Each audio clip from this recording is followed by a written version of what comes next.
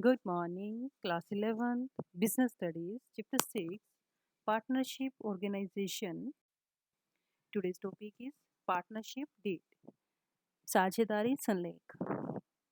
Partnership chapter आप कर रहे हैं। पार्टनरशिप क्या होता है कि जब मिनिमम 2 पर्सन मिल करके कोई बिजनेस सेटअप करते हैं।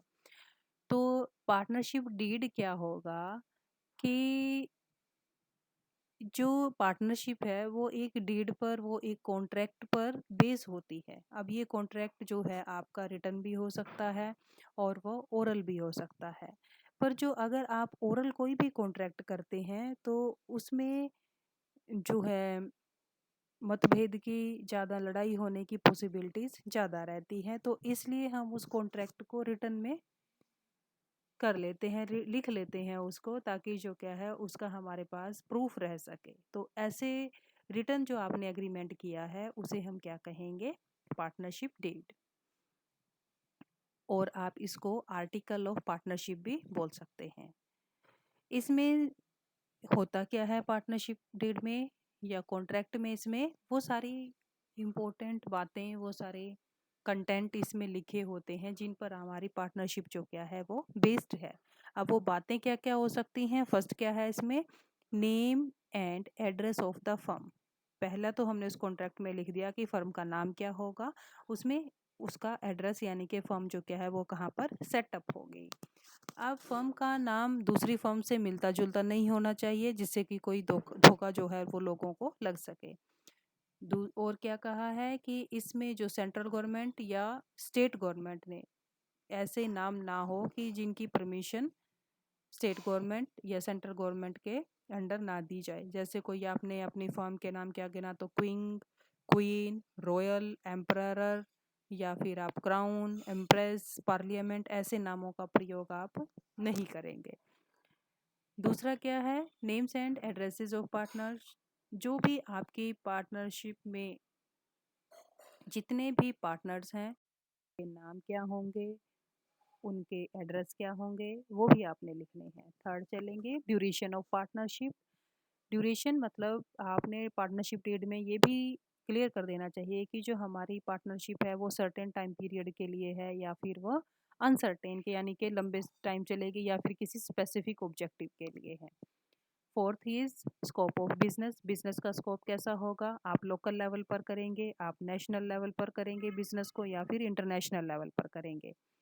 Fifth is contribution of capital by partner, कि जो भी पार्टनर हैं फर्म में, कौन कौन सा पार्टनर कितनी कितनी कैपिटल लेकर के आएगा, कितना उस पर हम इंटरेस्ट देंगे या फिर नहीं देंगे, उस सभी बातों का इसमें जो क्या है वो उल्लेख होना चाहिए। उन सभी बातों की जानकारी होनी चाहिए। Profit and loss ratio. Partnership में प्रॉफिट और लॉस पार्टनर्स के बीच में कैसे डिवाइड किया जाएगा, उसकी रेशो क्या होगी, क्या वो कैपिटल के प्रोपोर्शन में होगी या फिर किसी और प्रोपोर्शन में होगी, वो पहले ही आपको मेंशन कर देना है। Seventh is commission and salary to partner. क्या सभी जो पार्टनर्स हैं बिजनेस में अपना जो कोई सारा टाइम दे रहा है, कोई थोड़ा टाइम दे रहा है, क्या उनको उस काम के लिए हम कमीशन देंगे या फिर उसको कोई सैलरी दी जाएगी, उसके बारे में भी आपने मेंशन करना है पार्टनरशिप डीड में। Next is loan to and by the partner. अगर मान लो फर्म को ज़रूरत पड़ रही है तो वो पार्टनर से लोन ले सकते हैं। अगर हाँ तो कितनी, क्या लिमिट होंगी, कितने मतलब रुपीस तक ले सकते हैं और उस पर कितना इंटरेस्ट जो क्या है वो देना पड़ेगा। Drawings and interest on it. Drawings क्या होती हैं कि जब पार्टनर बिजनेस में से अपने पर्सनल यूज़ के लिए कोई भी पैसा निकालता है तो वो ड्राइंग्स हैं। अगर किसी पार्टनर ने ड्राइंग्स की हैं तो उस पर ब्याज क्या होगा, क्या पार्टनर्स ड्राइंग्स के लिए पैसा निकाल सकते हैं, इन सभी बातों का भी इसमें पहले से ही नोट डाउन होनी चाहिए। Rights and duties of the partner. हर एक पार्टनर जो क्या है फर्म के मैनेजमेंट में पार्टिसिपेट करने का उसको पूरा राइट होता है, पर उसके राइट्स क्या क्या होंगे, ठीक है, और उसकी रिस्पॉन्सिबिलिटीज़ क्या क्या होंगी, उसके बारे में भी जो क्या है पहले से ही बता देना चाहिए कि इन बाउंड्रीज के अंडर रह करके उसको काम करना है, इन बाउंड्रीज को उसको क्रॉस नहीं करना है। Next is audit of books of accounts. जो हमारे अकाउंट्स है पार्टनरशिप के कि उसके टाइमली हमने क्या करनी है, उनकी चेकिंग करनी है, फाइनल अकाउंट जो क्या है वो तैयार करने हैं। कैसे बनाने हैं उसकी प्रोसीजर पहले से ही आपने देना है कि किस बेसिस पर हमने फाइनल अकाउंट जो क्या है वो तैयार करने हैं। और ऑडिट करवाने का टाइम पीरियड क्या होगा, करवाना है या नहीं करवाना है, ये भी क्लियरली मेंशन होना चाहिए। Admission and retirement. एडमिशन कि जब कोई नया पार्टनर फर्म में एंटर करता है या पुराना कोई फर्म से रिटायरमेंट लेता है, तो ये दूसरे साझेदारों की सहमति से उनकी यस होने के बाद होना चाहिए। तो इसमें नियम में अगर कोई भी आप चेंज कर रहे हैं तो उसके बारे में भी पार्टनरशिप डीड में आप मेंशन करेंगे। और जब कोई पार्टनर फर्म से रिटायर हो रहा है तो उससे रिलेटेड जो भी रूल्स हैं कि किन किन कंडीशन के अंडर वो रिटायर होगा, क्या क्या उसको पैसा दिया जाएगा, वो सारी बातें इसमें लिखी हुई होनी चाहिए।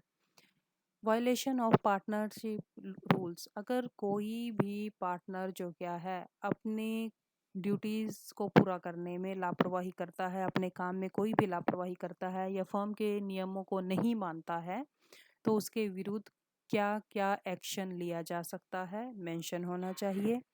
Death of partner and his successor. अगर किसी साझेदार की मृत्यु हो जाती है और उसने व्यापार में बिजनेस में जो पैसा लगाया हुआ है, तो उसका सारी जो पेमेंट है वो किसको दी जाएगी, जो उसका सक्सेसर होगा, जो उसका उत्तराधिकारी होगा, जो उसके परिवार वाले मेंबर्स होंगे।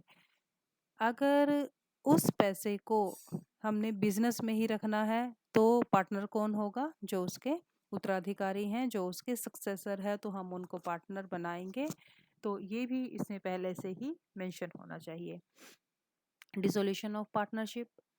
किन किन कंडीशंस में पार्टनरशिप जो क्या है वो ख़त्म हो सकती है, तो ये भी कॉन्ट्रैक्ट में आपने मेंशन करना है। नहीं अगर ऐसा कुछ भी नहीं लिखा हुआ है तो फर्म का जो डिसोल्यूशन है वो जो पार्टनरशिप एक्ट है उसके अंडर ही किया जाएगा, अदरवाइज नहीं होगा। Last is valuation of goodwill. Partnership deed में जो हमारी गुडविल है उसके वैल्यूएशन की मेथड भी पहले से ही नोट डाउन होना चाहिए। वैल्यूएशन की हमें ज़रूरत क्यों पड़ती है कि गुडविल को हम गुडविल की वैल्यू निकालें, हमें जब पड़ेगी जब कोई फर्म में कोई पार्टनर आएगा या फिर फर्म को छोड़ करके जाएगा, तो दोनों टाइम पर हमें वैल्यूएशन की ज़रूरत पड़ेगी। तो हमें वैल्यूएशन किस मेथड से करना है और कैसे करना है ये भी उसमें मेंशन होना चाहिए। तो ये था आपका partnership date, so you have to revise it and also note down in your notebooks. Thank you.